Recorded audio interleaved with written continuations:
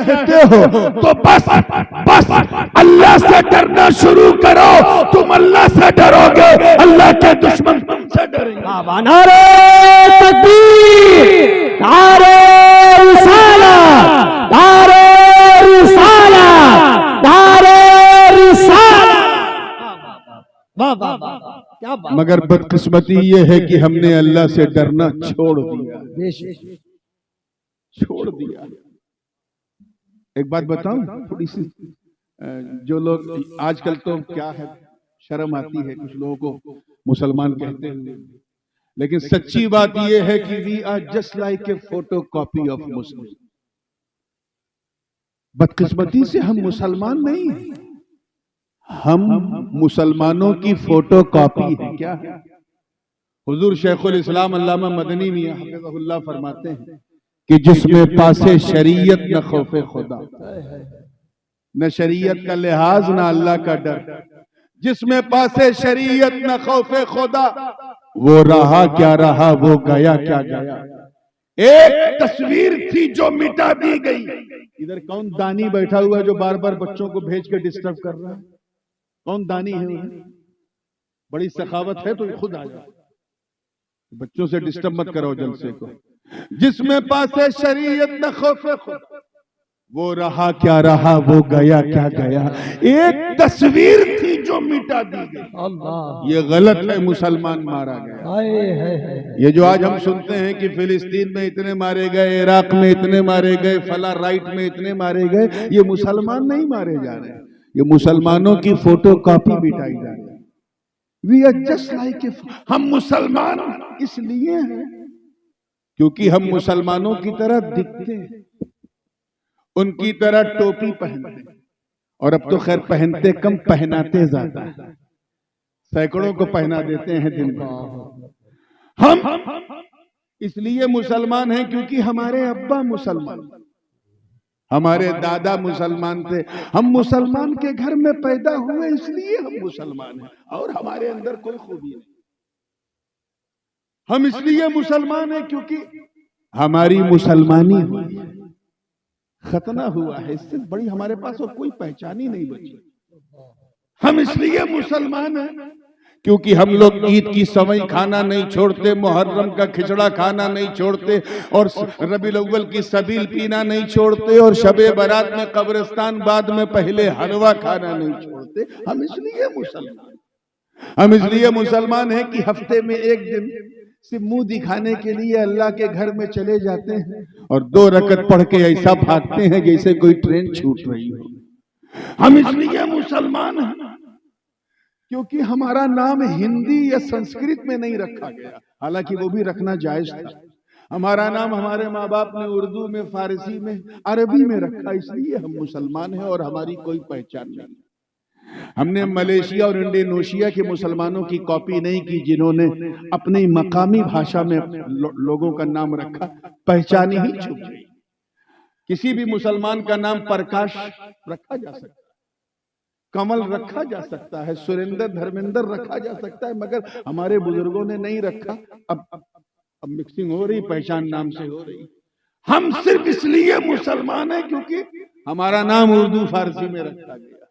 याद रखना, गुरैर के गयूर मुसलमान, हम वो मुसलमान नहीं जिन्होंने बदर, उहद, खैबर और खंदक में परचम इस्लाम को लहराया। अरे हम वो मुसलमान नहीं, हम तो वो मुसलमान थे जिन्होंने अंताकिया की कलीसाओं में घुस के अजान दे दी। हम तो वो मुसलमान थे जिनके तसव्वुर से कैसर और किसरा के ऐवान में जलजला आ जाता था। हम तो वो मुसलमान थे जिनका नाम सुनकर रुस्तम और सोहराब का मैदा खराब हो जाता था। हम तो वो मुसलमान थे जिनका चेहरा देखकर बैतुल मक़दिस का पादरी कुद्स की चाबी कदमों में रख दो।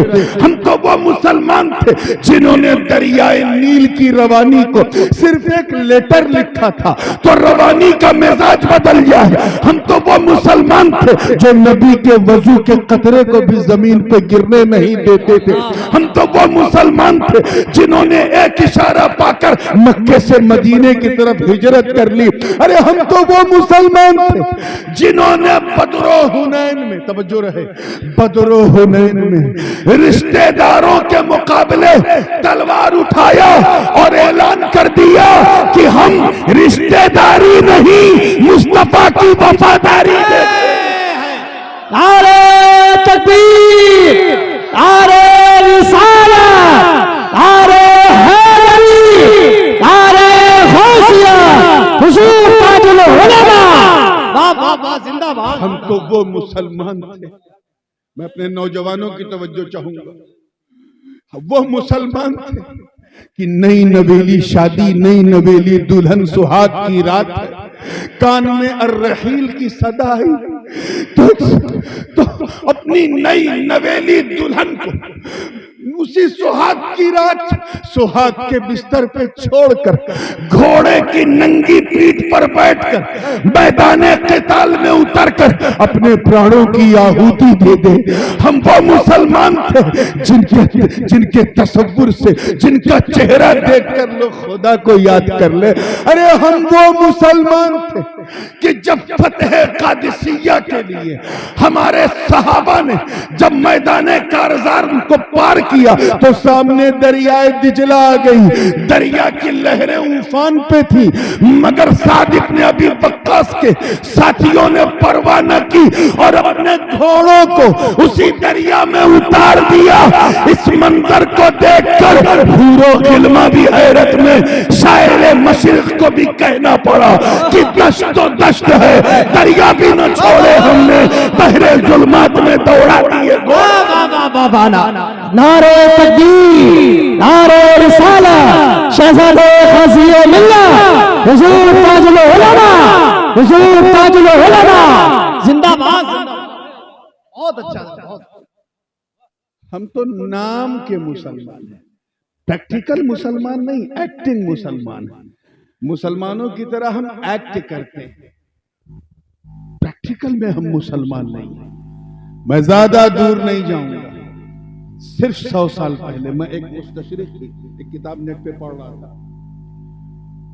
वो मुसलमान हो गया कुरान पढ़ते पढ़ते। पहले तो उसने कुरान पढ़ना शुरू किया उसमें कीड़े निकालने के लिए, मगर उसे मोती और हीरे दिखने लगे।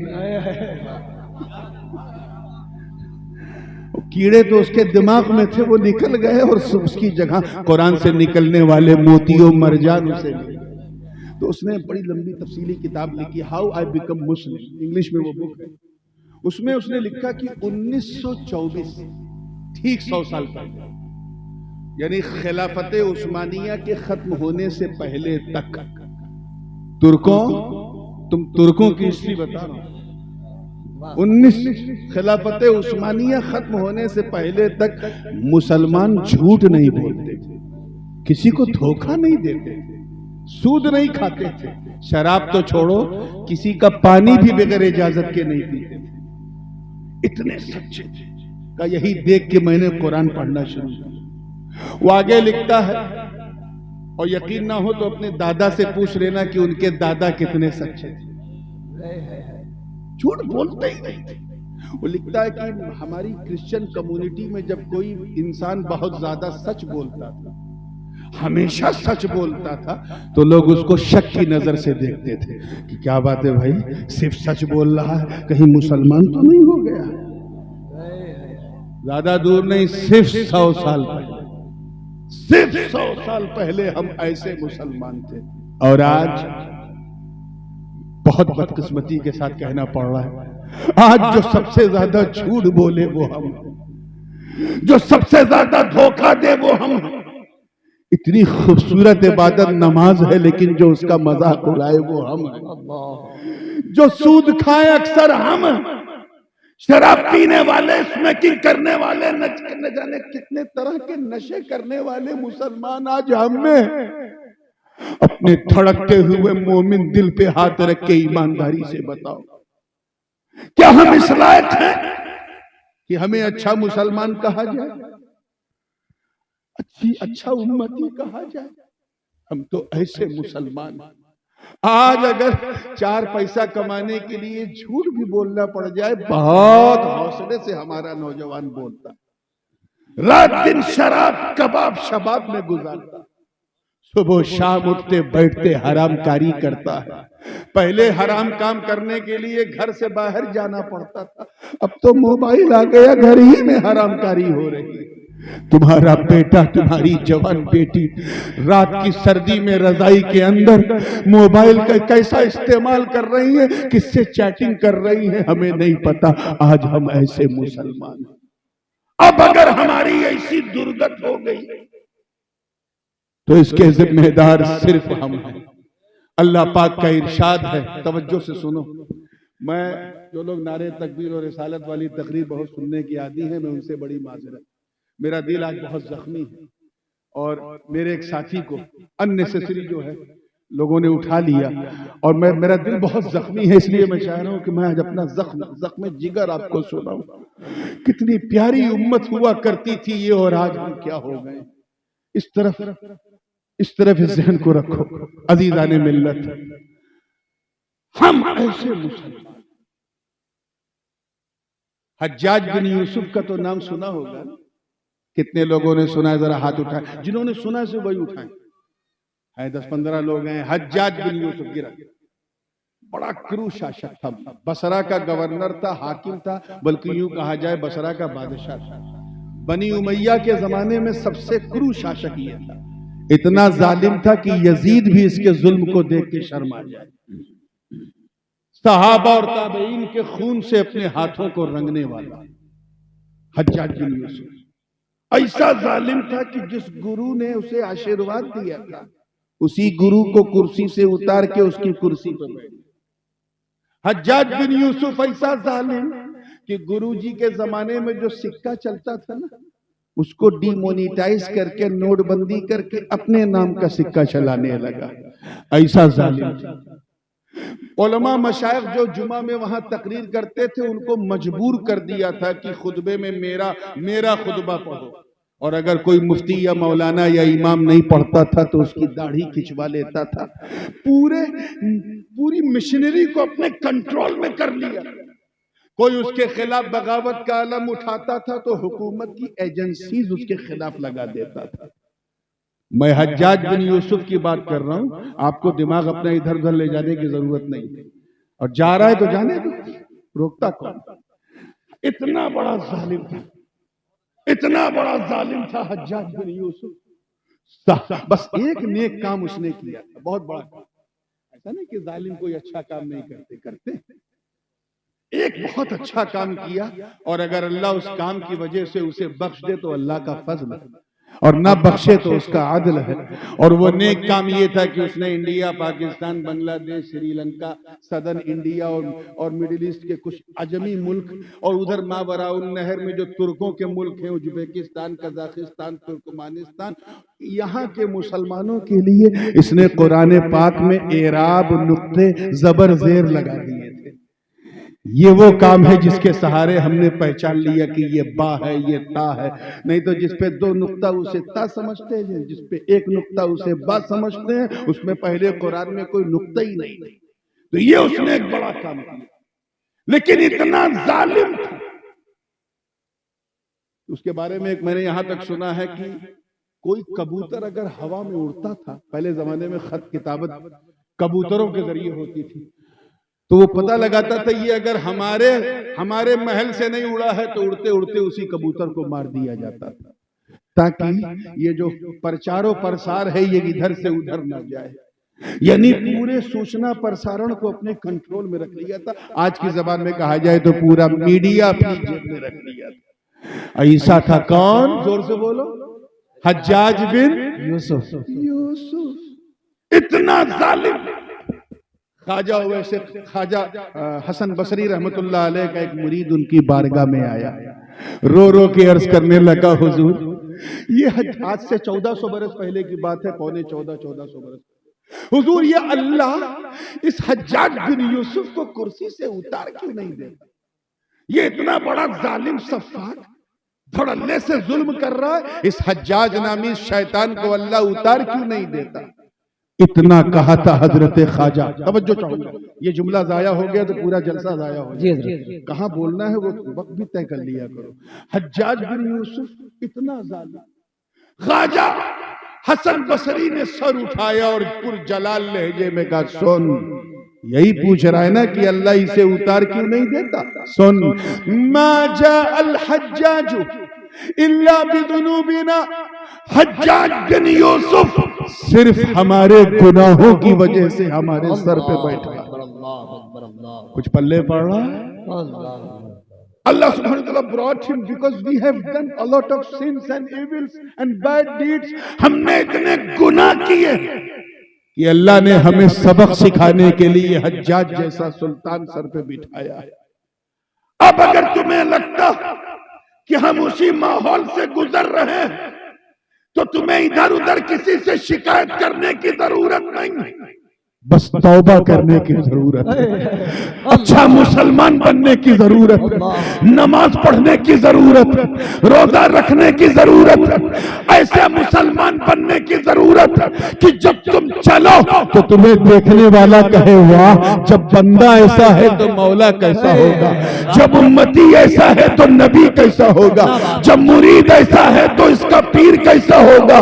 जब तुम यहाँ की सड़कों पे चलो तो तुम्हें गैर जब देखे तो ये ना कहे कि मुसलमान जा रहा है, बल्कि कहे कि देख चलता फिरता इस्लाम जा रहा है। नारे तकबीर, नारे रिसालत, हुजूर ताजुल उलमा, हुजूर ताजुल उलमा, नारे तकबीर। वाह वाह, जिंदाबाद जिंदाबाद। इतना बड़ा जालिम था, इसलिए सिर्फ एक ही रास्ता है, रुजू करो। क्या? अल्लाह की बारगाह में रुजू करो, अपने नफ्स का मुहासबा करो, अपने नफ्से अम्मारा को पाक करके नफ्से लव्वामा, उसे और तरक्की दे के नफ्से मुल्हिमा, उसे और तरक्की दे के नफ्से मुतमइन्ना, उसे और तरक्की दे के नफ्से राजिया, उसे और तरक्की दे के नफ्से मर्जिया बना लो। अपनी मर्जी से जीना छोड़ दो, उसी की मर्जी से जियो, जिसकी मर्जी से आए हो, जिसकी मर्जी से जाओ। वाह वाह वाह, जिंदाबाद। बेशक हमारी ये हालत हो गई है कि हम रुजू नहीं कर पा रहे। तौबा करते हैं, आज शराब नहीं पिएंगे, कल फिर पीते हैं, ज़िना नहीं करेंगे, एक हफ्ते बाद फिर करते हैं। जैसे हम वैसे हमारी तौबा। मुसलमानों, मैं हाथ जोड़ के तुमसे कहता हूं कि अपने किरदार और अमल को नबवी सीरत का ईनादार बना लो, मुस्तफा के उस्वा हसना को अपना लो, और कभी मौका मिले तो 24 घंटे में कोई एक टाइम ऐसा निकालो कि तुम रहो और तुम्हारा खुदा, तीसरा कोई ना हो, और अपने गुनाहों को याद कर करके आंसू बहाओ। मैं रब्बे काबा की इज्जत की कसम उठा के कहता हूं कि अगर कल फज्र की नमाज में तूने अपने गुनाहों को याद करके 2 बूंद आंसुओं की गिरा दी तो कयामत के दिन मेरा मौला रहमतों का दरिया बहा। वाह वाह वाह, जिंदाबाद जिंदाबाद जिंदाबाद जिंदाबाद। बहुत अच्छा, बहुत अल्लाह अकबर, या रसूल अल्लाह, या रसूल अल्लाह, जिंदाबाद जिंदाबाद अल्लाह अकबर। मैं किसी बूढ़े या किसी शेख की मिसाल नहीं देना चाहता, क्योंकि हमारे मुआशरे में, बल्कि हमारी मस्जिदों में उसी को मुअज्जिन बनाया जाता है जो कम से कम 70 साल का। हज को चला है बुढ़ा, लबरेज हो चुका है, लिए मौत का पैमाना, ला हौल वला कुव्वत। जबकि हुजूर अलैहिस्सलातु वस्सलाम फरमाते हैं कि मैंने अजान के सवाब को, अजान देने के सवाब को उम्मत से छुपाए रखा। इतना सवाब है कि अगर बता दूं तो उम्मत एक दूसरे से सबकत करने के लिए झगड़ा करेगी, क़िताल करेगी कि मैं अजान दूं। इसलिए मैं किसी बूढ़े की मिसाल नहीं दूंगा, वो तो झक मार के मस्जिद में जाता है। नौजवान हो ज्यादा तो नौजवान की मिसाल, उसके मन में कितना अल्लाह का डर। एक नौजवान 20-22 साल का, बिल्कुल गबरू कड़ियल जवान, अपनी कौम का सिपह सालार, निकल पड़ा निकल पड़ा, चलता रहा, दरिया के किनारे चल रहा था। उसके पास जितनी भी उसकी गठरी में, पोटली में जितना साजो सामान खाने पीने का था, वो सफर की लंबाई में खत्म हो गया। आगे चल के भूख लगी। नौजवान ने देखा खाने को कुछ नहीं, सफर करता रहा फिर, और भूख की शिद्दत ने उसे तंग किया। अल्लाह की रहमत को जोश आया, देखा खजूरों का नखलिस्तान नजर आया। दिल में ख्याल आया, चलो खजूर खा के, पानी तो है, बस खजूर खा के मैं अपनी भूख मिटा दूं। जैसे ही खजूर के दरख्त के करीब पहुंचा, रुक गया। अंदर ही अंदर आवाज आई, इसका मालिक तू है नहीं तो खाएगा कैसे? अल्लाह देख रहा है, अल्लाह देख रहा है। यही तकवे का पहला जीना है कि अल्लाह देख रहा है। नहीं खाया, चलता रहा। भूख की शिद्दत से आंखों के सामने अंधेरा छाने लगा। लड़खड़ा लड़खड़ा के नौजवान गिरने लगा। सामने मुर्दार चिड़िया दिखी, सोचा ला इसे भून के खा लूं, क्योंकि जान बचाने के लिए मुर्दार उस हद तक खा सकते हैं जिस हद तक जान बच जाए, ये नहीं कि उससे पेट भरना। नौजवान को फतवा पता था, लेकिन उसने कहा फतवा और है, तकवा और है। उसने फतवे पे नहीं, तकवे पे अमल किया कि अल्लाह देख रहा। नौजवान चलता रहा, आंखों के सामने शिद्दत से अंधेरा, भूख ने उसे तड़पा रखा। रहमत खुदा को जोश आ गया। देखता क्या है कि जिस दरिया के उसी दरिया के किनारे एक लाल लाल सुर्ख सुर्ख सेब नजर आया। सेब इतना लाल था कि देखते ही नौजवान के चेहरे पे इतनी लाली आ गई जितनी उस सेब में नहीं थी। उठाया, न देखा आओ, न देखा ताओ, सेब खा लिया। वाकया सब सुनते हैं, मैं नतीजे पे आना चाह रहा हूं। खा लिया, सेब खाया तो राहत मिली, राहत मिली तो ताकत मिली, तो ताकत करंट बनकर दिमाग तक पहुंची। जब करंट बनकर दिमाग तक पहुंची तो दिमाग की बत्ती जली। जब दिमाग की बत्ती जली तो नौजवान हैरत में, या अल्लाह ये मैंने क्या किया, ये किसका सेब मैंने खा लिया। हालांकि बहता सेब लुक्ता लकीत के जुमरे में है, माले गनीमत खा लिए, क्या बुरा किया, जैसे हम बहती मछली खा लेते हैं। लेकिन ये फतवा तकवा नहीं, उसका तकवा तो ये है कि मैंने किसका सेब खा लिया, इसका मालिक कौन है। आज तक मैंने कभी लुक़्मे हराम नहीं खाया, ये कैसे मैंने खा लिया, क्या करूं। तो ये हजम हो जाएगा और हजम होके खून का कतरा बन जाएगा और खून का कतरा बन के मेरे सारे खून को गंदा कर देगा। जरा उस नौजवान के तकवे को देखो। गुरेर वालों, मुरादाबाद, संभल वालों, दिल्ली जाते हो, KFC में चिकन खाते हो ना, मैकडोनाल्ड में पिज्जा बर्गर खाते हो, क्या सोचते हो कोई देख नहीं रहा है? अल्लाह देख रहा है।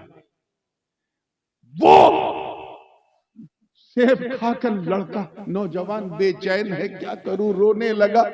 ए अल्लाह, इसके मालिक से मुझे मिला दे, ताकि सेब हजम होने से पहले मैं इसका कोई मसला, इस मसले को हल कर सकूं, अपना खून पाक कर सकूं। फिर दिल में ख्याल आया कि हो ना हो, जिस रुख से ये सेब बहता हुआ आया है, चलो उधर चलते हैं, शायद कोई सुराग मिल जाए। वो नौजवान चलता रहा, मीलों का सफर तय करते करते करते करते देखता क्या है कि एक पेड़, एक दरख्त सेब का, उसकी एक टहनी जो है वो सतह आब से बिल्कुल टच है पानी से, उसमें 4-5 लाल लाल सेब लटके हैं। नौजवान के मन में फौरन ख्याल आया, हो ना हो ये जो सेब मैंने खाया है ये इसी टहनी से टूटा होगा, चलो अंदर चलते हैं, शायद बागबां इसका माली मिल जाए, इससे पहले कि सेब हजम हो के खून बन जाए उसका पांव पकड़ के माफी मांग लूंगा। नौजवान अंदर आया, जोर से बोला, कोई है, कोई है। देखता क्या है कि एक बाबा हाथ में डंडा लिए, ज़ईफ है, शेख फानी है, हाथ में डंडा लिया है। कहा, हाँ बोलो, मैं हूं। कहा, बाबा आप इस बाग के मालिक हो? कहा, मैं मालिक। कहा, बाबा मुझे माफ कर दो, मैंने बहुत बड़ा जुल्म कर लिया अपनी जान पे। कहा, क्या किया बेटा तुमने? कहा, मैंने आपकी इजाजत के बगैर आपके बाग का सेब खाया। कहा, मेरी इजाजत के बगैर मेरे बाग का सेब? अरे जब कोई आया नहीं तो तूने खाया कैसे? तो नौजवान ने पूरा किस्सा सुनाया कि मैं भूख की शिद्दत से परेशान था, न खजूर खाई न ये खाया, अंधेरा आया, गिर गया, लौट गया, फिर खड़ा हुआ, उसके बाद ये सेब नजर आया, सेब खाया, जैसे ही दिमाग की बत्ती जली ख्याल आया कि इजाजत दिए बगैर खाया, फिर सोचा अगर ये हराम का लुकमा खून का हराम कतरा बन गया तो मेरे शरीर के सारे खून को गंदा कर देगा। फिर उल्टे इसी पैर लौटा और चलते चलते मैंने ये टहनी देखी, ये दरख्त देखा, ये सेब देखे, आपको देखा, बाबा माफ कर दो। इतना सुनना था तब तक उस शेख का, उस बाबा का माथा ठनका। ओ, ये 21-22 साल की उम्र में इतना अल्लाह का डर, तवज्जो, इतना अल्लाह का डर।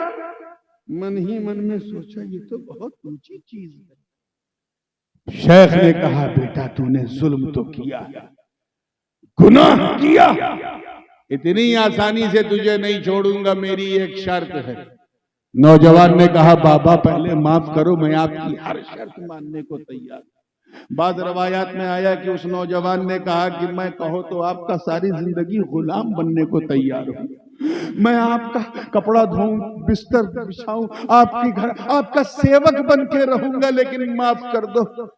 शेख ने, बाबा ने कहा नहीं ये सब नहीं करना, बस मेरी बेटी से तुझे निकाह करना।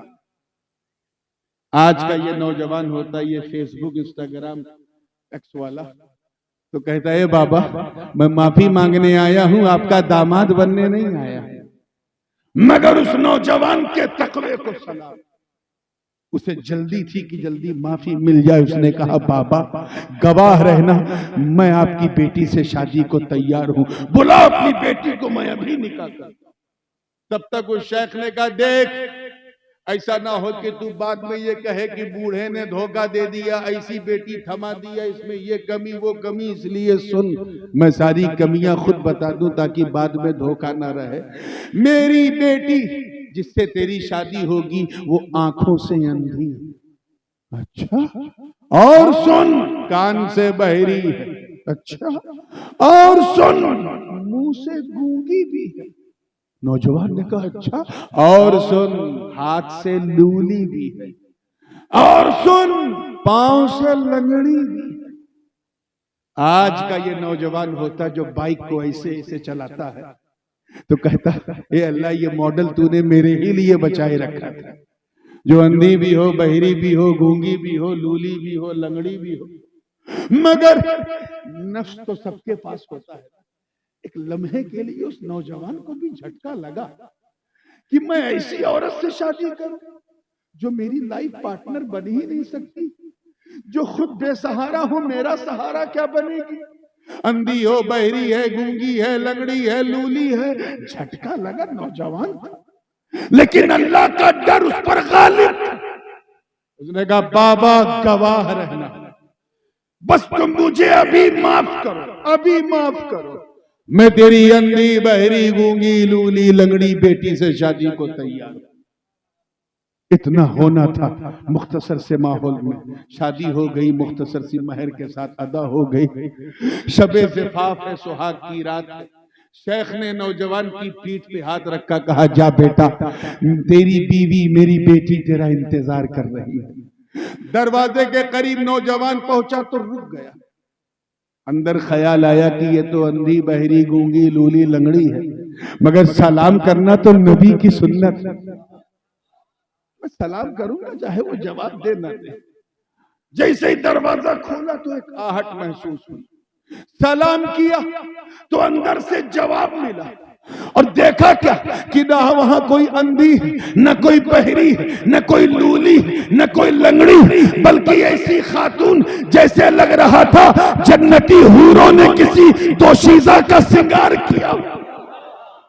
चेहरा ऐसा चमक रहा था जैसे बदरे मुनीर ने बलाएं ले ली हो। आज का नौजवान होता तो सोचता, लगता मैं गलती से दूसरे कमरे में आ गया, चलो मैं अपनी बीवी के पास बाद में जाऊंगा, पहले यहाँ टाइम पास कर लूं। मगर उस नौजवान के तकवे को सलाम, जब उसने ये मंजर देखा तो भागा और शेख का हाथ पकड़ा। अब अदब अदब किनारे, सीधे हाथ पकड़ा, कॉलर पकड़ा। बाबा अब तो मुझ पे रहम नहीं आता। क्या हुआ? एक गुनाह किया था, सेब खाकर तो अंधी बहरी गूंगी लंगड़ी से शादी करनी पड़ी। अगर ये दूसरा गुनाह हो जाता तब तो मैं अपने आप को भी माफ नहीं कर पाता। कुछ तो मुझ पे रहम करो। आपने कहा अंधी बहरी, ये तो ऐसा लगता है जैसे जन्नती हूर कोई बैठी हो। चेहरा ऐसा कि इस चश्मे फलक ने ऐसी खूबसूरती ना देखी हो। मुझे मेरी बीवी के कमरे में ले चलो जहां मेरी बीवी अंधी बहरी गूंगी लंगड़ी बैठी है। मेरा इंतजार कर रही होगी, मैं वहां जाऊंगा। इतना सुनना था। तब तक उस शेख ने, किसने? हजरत अब्दुल्ला सोमरी ने उस नौजवान की पीठ थपथपाई। किस नौजवान की? हजरत सैयदना शेखुना जद्दुना अबू सालेह मूसा जंगी दोस्त। और कहा बेटा यही तेरी बीवी है, यही हुस्न की मलका तेरी शरीके हयात है, यही खूबसूरत महजबीन तेरी बीवी है।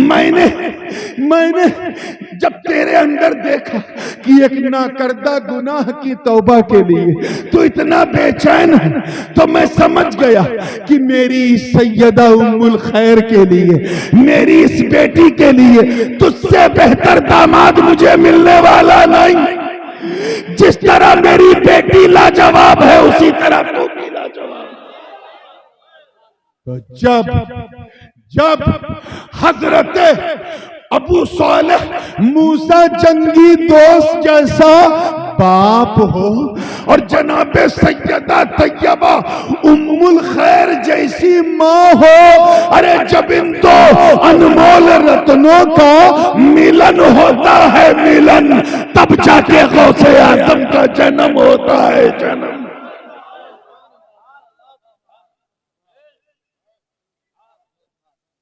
इसलिए अपनी नस्ल को संभालना तो खुद संभाल जाओ। नस्ल को अच्छी कौम के सामने देना है तो खुद अच्छे बन जाओ। ये नतीजा कि बेटा पैदा हुआ तो वो अब्दुल कादिर जीलानी, जिसे निकलता हुआ सूरज सलाम करता हो, वो अब्दुल कादिर जीलानी जिनकी हर हरकत पर मशीयत की नजर हो, वो अब्दुल कादिर जीलानी जिनकी तबीयत ही शरीयत के रंग में ढली हो, वो अब्दुल कादिर जीलानी जो फर्श पर रहकर अर्श का नजारा करता हो, वो अब्दुल कादिर जीलानी जो परतवे ज़ाते मोहम्मदी हो, वो अब्दुल कादिर जीलानी जिसने मेंबर पे खड़े होकर कहा कदमी हादिही अला रग़बत कुल्ले वलीयिल्लाह, मेरा ये कदम तमाम वलियों की गर्दनों पर है। तो सबने गर्दन झुका दी और सबकी झुकी गर्दन ये ऐलान करने लगी कि ए अब्दुल कादिर, हम तेरा वो कदम अपने पांव पे क्यों ना रखे, अपने गर्दनों पे क्यों ना रखे, तेरी गर्दन पे मुस्तफा का कदम है।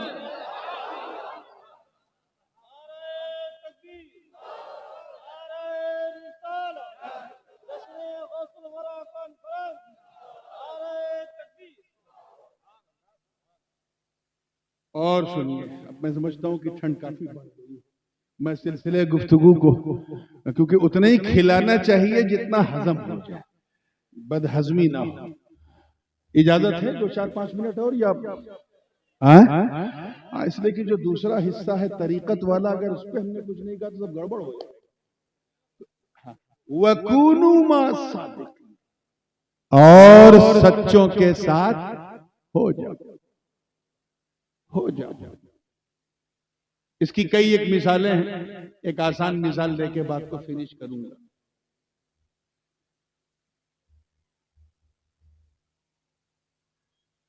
हजरत उज़ैर अलैहिस्सलाम एक टूटी फूटी वादी से गुजर रहे थे। औ कल्लदी मर्रा अला क़रियतिन वहिय खावियतुन अला उरूशिहा, तो जब कई लाशों को देखा, हड्डियों के कंकाल को देखा, 5 मिनट में बात खत्म हो रही है, हड्डियों के कंकाल को देखा तो आसमान की तरफ सर किया, अहे अल्लाह अन्ना युह्यी, हादिहिल्लाहु बादा मौतिहा, ए अल्लाह ये जिनकी हड्डियां सूख के मुरझा गई हैं, इन्हें तू दोबारा कैसे जिंदा करेगा? आवाज आई, आवाज आई, अन्ना युहयी हादिहिल्लाहु बादा मौतिहा, मरने के बाद, हाँ इस जुमले पे जरा गौर कीजिएगा, मरने के बाद इन्हें दोबारा कैसे जिंदा करेगा? हजरत उज़ैर का ये जुमला था और कितना यकीन था कि मैं अल्लाह से कहूंगा तो जवाब भी मिलेगा, हाय हाय जवाब भी मिलेगा। अल्लाह पाक ने फरमाया, ऐ उज़ैर, यही जानना चाहता कि मरने के बाद दोबारा जिंदा कैसे करूंगा? सुन, फअमातहुल्लाहु मिअता आम, 100 साल तक हजरत उज़ैर पर मौत तारी कर दी। जोर से बोलो, कैसे साल तक? मौत समझते हैं ना? हाँ, अच्छा जब आएगी तो समझ जाओगे। मौत कहते हुआ इन्फिसालुर रूह अनिल जसद, रूह का जिस्म से निकल जाना क्या है? यानी 100 साल तक हजरत उज़ैर जो है वो फिलिस्तीन की वादी पड़े हैं और उनकी रूह कब्जे मौला में 100 साल तक। तुम 100 साल के बाद रूह उज़ैर को जिस्म उज़ैर में अल्लाह ने पलटा दिया। जब पलटाया तो जिस्म हरकत आई, हजरत उज़ैर उठ के बैठ गए। रब ताला ने फरमाया, कम लबिस्त, कितना आराम किया। हजरत उज़ैर ने अपना बाल देखा, नाखून देखा, कपड़ा देखा, सब ठीक ठाक।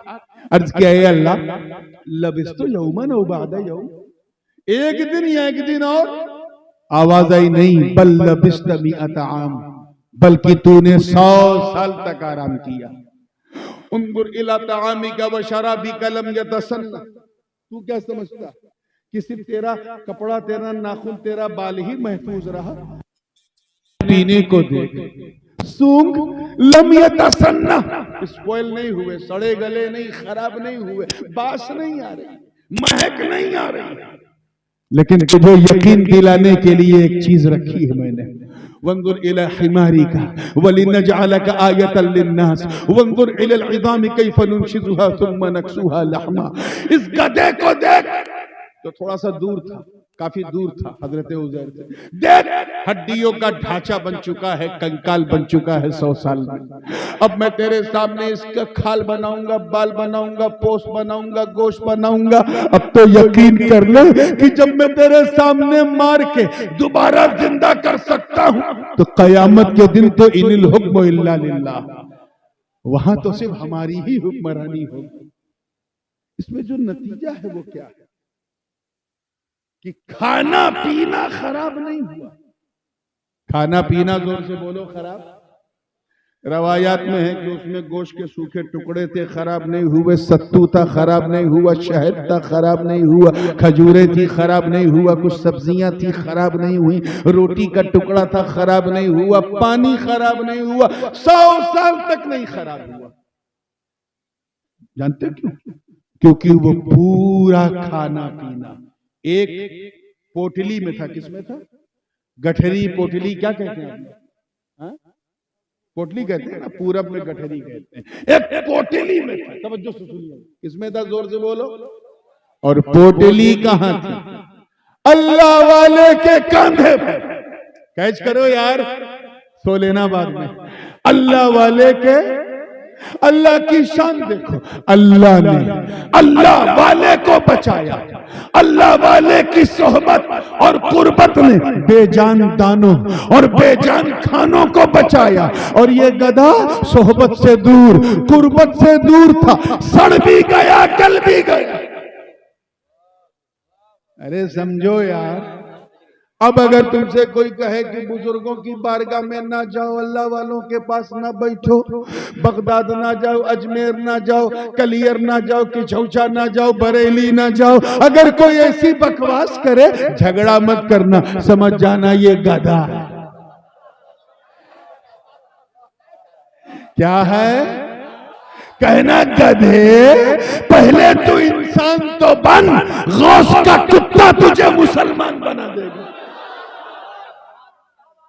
आप जरा सोचो कि जब साथ रहने का फैज ये है, सोहबत का फैज कि सच्चों के साथ होने से जब बेजबान दाना और बेजबान खाना 100 साल तक नहीं बिगड़ सकता, तो वो सुन्नी भी नहीं बिगड़ेगा जो दामने अब्दुल कादिर जीलानी ताक के। मौला करीम हम सबको गौसे आजम की निस्बत का फैज अता फरमाए।